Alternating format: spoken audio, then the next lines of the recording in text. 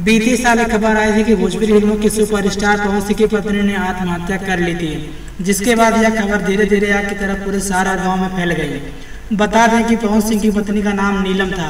पवन सिंह की पत्नी नीलम की जान केवल पवन सिंह के कारण गई थी। नीलम अपने पति पवन सिंह से कहती थी कि यह दूसरे हीरोइनों से आप किस और रोमांटिक सीन न करें, वरना मैं आत्महत्या कर लूंगी। लेकिन पवन सिंह ने अपनी पत्नी नीलम की बात ना मानी, इसलिए मजबूरन नीलम ने गुस्से में आकर फांसी लगाकर आत्महत्या कर ली।